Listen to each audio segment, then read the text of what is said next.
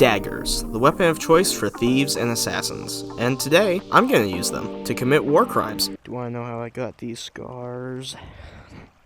Because today, I'm going to beat Blade and Sorcery Nomad with only daggers. And thank you to the Reaper in my Discord server for coming up with the idea, but I'll talk more about that later. Let's get into the rules. The only type of weapon I can use is daggers. If I don't have any daggers, I'm not allowed to use my fists. I either have to find the daggers or restart the level. I can use the main 3 spells, Fire, Lightning, and Gravity, but only to imbue my daggers. So, for example, I can't use Gravity, Featherfall, or Fly. However, I am allowed to use Body Crystals because they help with sneaking, and let's be honest, a dagger only run and a sneaky only run are essentially synonyms. And lastly, I'm allowing myself to use slow motion because I still want to have fun while I'm doing this. Also, Reaper did give me some tips, so I'll be sprinkling those in throughout the video. But without further ado, let's get into the content.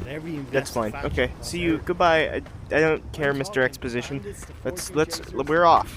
I made a character with white eyes and nothing else unique, and started the game. And as soon as I hopped in, I encountered my first problem. Oh, wait a minute. There's gonna be an enemy up there.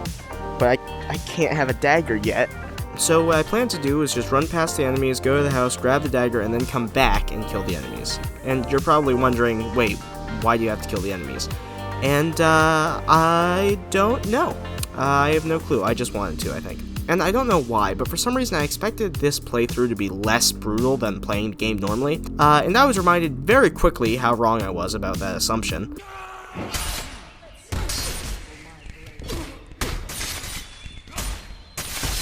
One of the first tips that Reaper gave me was to try to be sneaky, and I did try on the first outpost, but I immediately noticed that it didn't matter if I crouched or not, because enemies would just smell me coming from a mile away. What? Who? When? Where?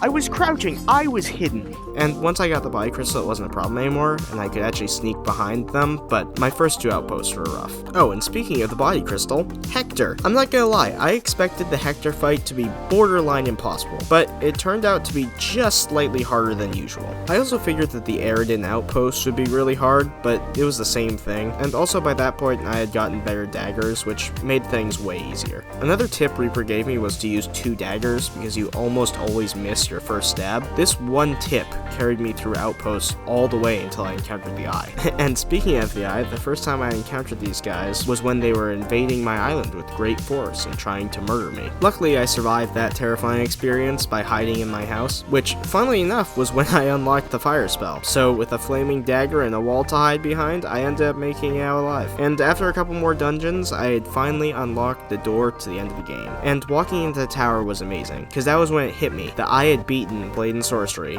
using only daggers.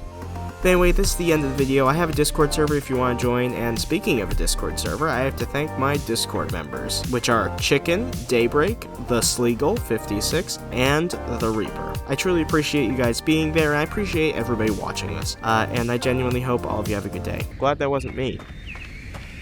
But it's gonna be me soon here. This is gonna suck. If I go out there, they're gonna ambush me. Okay, well, they're gonna ambush me anyway. What's going on? I don't have armor.